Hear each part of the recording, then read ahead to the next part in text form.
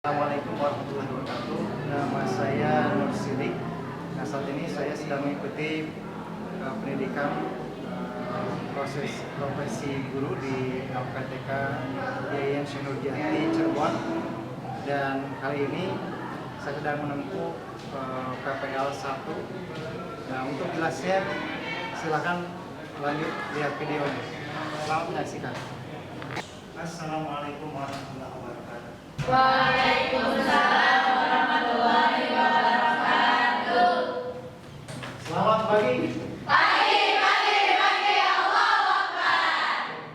Selamat pagi semuanya. Alhamdulillah pada pertemuan ini kita bisa bertemu masih sama membahas mengenai Quran hadis ya. Dan untuk hari ini kita akan membahas menghindari pergaulan bebas dan perbuatan keji.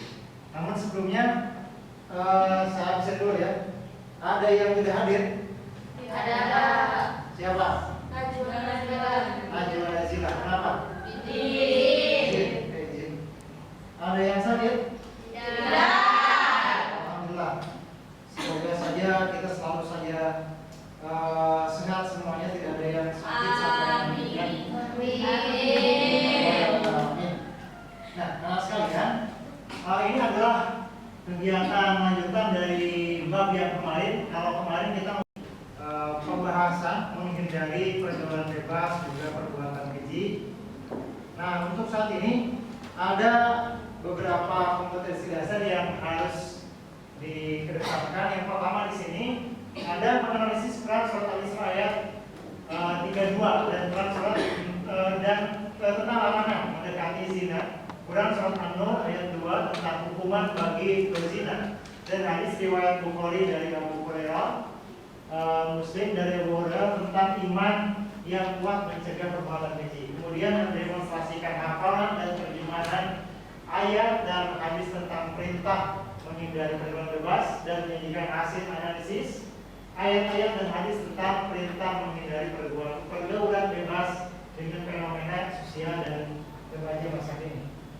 Nah, selanjutnya, coba Anda perhatikan. Di sini ada beberapa gambar yang perlu diamati. Nanti silakan anak sekalian untuk mengomentarinya. Nah, lihat coba di sini ada data tentang tempat-tempat atau kota-kota yang apa ya? Di sini tingkat HIV/AIDS-nya lumayan tinggi. Nah, dari yang terkecil sampai yang tertinggi itu ada di sini. Yang terkecilnya ada Maluku, kemudian yang terbanyaknya di sini adalah Jawa Tengah ya. Nah, kira-kira kenapa ada HIV/AIDS di Jateng, kemudian yang terkecilnya Maluku? Kenapa ada HIV itu disebabkan karena apa? Seks bebas. Selain itu minum itu termasuk juga. Atau karena ada di Jateng misalkan atau yang lain ada prostitusi atau apa? Yang kalian tahu prostitusi terbesar itu di Asia Tenggara itu kan ada di Indonesia. Di antaranya di mana?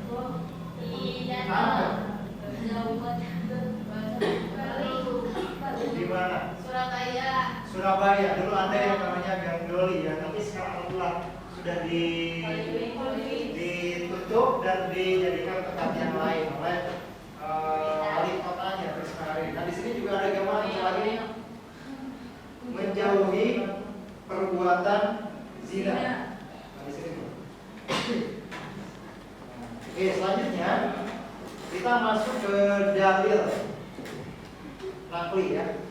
Nah, barusan itu dalil akli. Kenapa kita harus menjauhi perbuatan zina? Karena di antaranya barusan ada yang kebanyakannya HIV/AIDS. Kemudian banyak lagi yang lainnya. Terlebih lagi kalau diperhatikan ternyata kenapa Gang Doli ditutup? Ternyata ada anak SD pun yang masuk ke Gang Doli. Dan kalau berbicara ekonomi akan bertambah misalkan dengan lacuran, maka ternyata tidak, karena anak SD cuma bayar 10.000, 5.000. Nah, itu tidak boleh. Di antaranya pertama. Nah sekarang kita akan masuk ke dalil nakli nih. Ada Quran surat Al-Isra ayat 32. Coba dibaca sama-sama.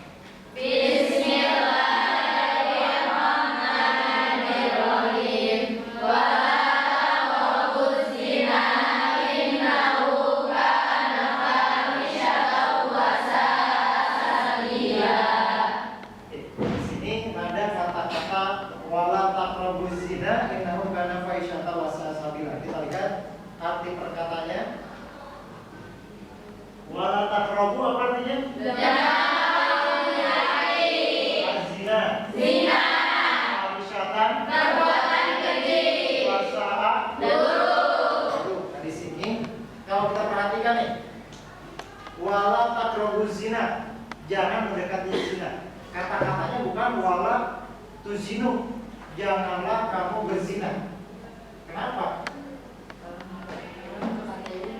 Karena mendekatinya saja tidak boleh, apalagi berzinanya. Kalau dikatakan wala tuzinu, misalkan tidak boleh berzina, maka yang diharamkan adalah zinanya saja. Tetapi Allah bukan hanya mengharamkan zina, tapi juga mendekatkan diri terhadap perzinahannya juga sudah dilarang. Nah, ini terjemahan secara menyeluruhnya ini. Dan janganlah kamu mendekati zina. Sesungguhnya zina itu adalah suatu perbuatan yang keji dan suatu jalan yang buruk. Jadi yang namanya zina adalah perbuatan yang buruk, adalah jalan yang keji. Kenapa? Karena yang namanya zina itu adalah bukan perbuatan manusia. Coba, ada nggak ayam yang nikah? Ada.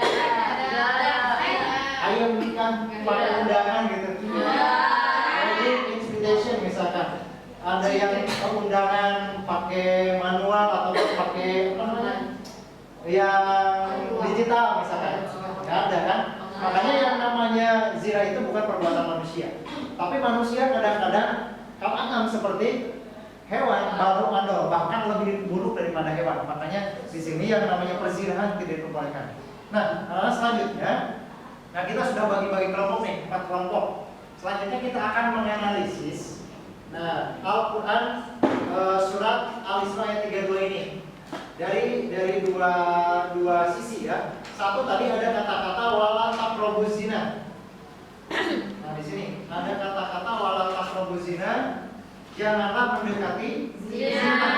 Nah, apa saja yang dapat mendekati zina? Silakan dianalisis oleh kelompok 1 dan 2. Dan fahisyatan wa sabila ini adalah akibat buruk dari perbuatan zina, nanti dibahas oleh kelompok 3 dan 4.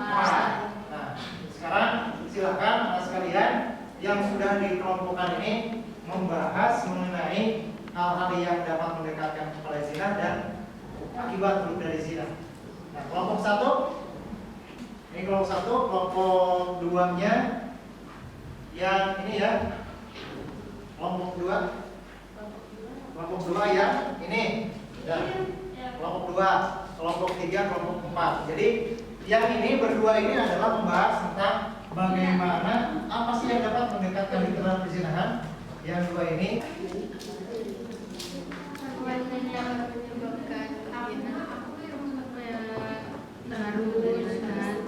berhayal juga pandangan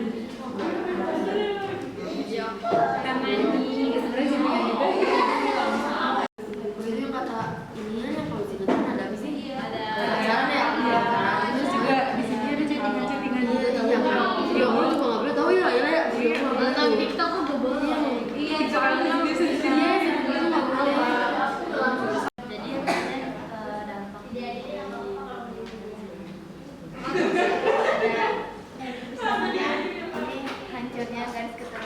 jadi dampak hancurnya garis keturunan. Jadi terus kalau itu kan pasti satu hal terkecil menurut perbuatan itu dampaknya pasti susah ngapain bisa menghambat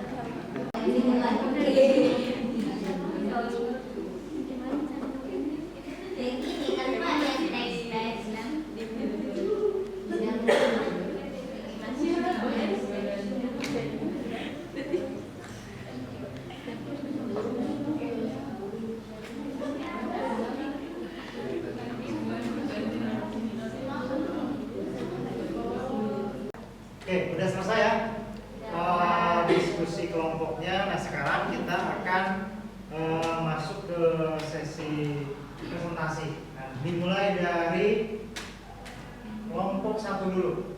Saya pilih di sini nih. Zalpa, coba presentasikan hasil dari diskusinya tentang hal-hal yang dapat mendekatkan diri terhadap perbuatan zina. Nah, silakan. Ya, silakan Zalpa mempresentasikan. Jadi yang tadi udah didiskusikan sama teman-teman, penyebab pergaulan bebas itu pertama ada yang namanya ikhtilat. Ikhtilat itu bercampurnya antara laki-laki dan perempuan yang bukan mahramnya. Sebenarnya belajar di kelas juga itu termasuk ikhtilat, tapi kan karena ya maksudnya kan karena emang suatu kondisi terpaksa juga kan kalau misalnya itu. Jadi kalau ikhtilat juga itu juga kan niatnya gimana masing-masing orang. Yang kedua itu ada berhalwat. Berhalwat itu tuh berduaan perempuan dan laki-laki yang bukan mahramnya di tempat, baik di tempat yang tersembunyi atau terang-terang, tapi kayak yang lebih ini mah di tempat yang tersembunyi. Nah terus yang ketiga ada tabarruj. Tabarruj itu memakai perhiasan yang berlebihan. Jadi dengan wanita memakai perhiasan berlebihan itu dapat menarik syahwat laki-laki. Nah terus ada yang namanya asamu, yaitu misalnya kayak ngobrol lewat via online, kayak misalnya teleponan atau chattingan. Sebenarnya itu juga tuh dapat melahirkan syahwat gitu tanpa kita sadari itu. Nah terus selanjutnya ada karena menghayal gitu, misalnya kayak ya misalnya baca komik atau nonton film porno atau apa itu dapat mengundang syahwat ya. Nah terus ada juga karena dari berawal dia tuh suka berkata perkataan yang jorok atau kotor gitu. Jadi lama-lama bisa kayak membawa juga, jadi lama-lama juga bakal terjerumus gitu kalau misalnya ya dianya nggak sadar-sadar. Yang lain ada yang komentar dari apa yang disampaikan Zalpa? Beda. Ya.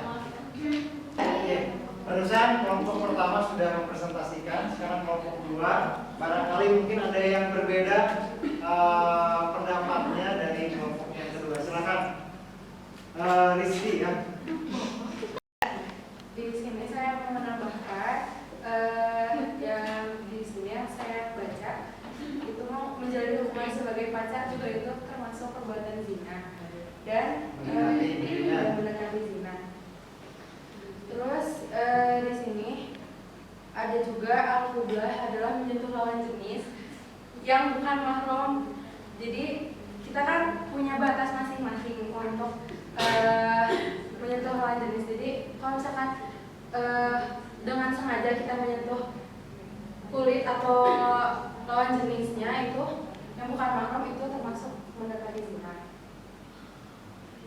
Lalu di sini ada berhalwat atau perduaan di dalam suatu ruangan, termasuk apalagi termasuk di tempat yang gelap, yang sepi dan hanya berdua, itu mendekati perbuatan zina.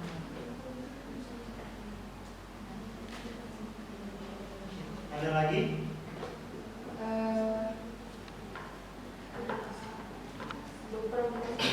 Yang bepergian tanpa adanya dampingan dari mahramnya juga dikategorikan mendekati zina sebab mendatangkan madarat dan juga.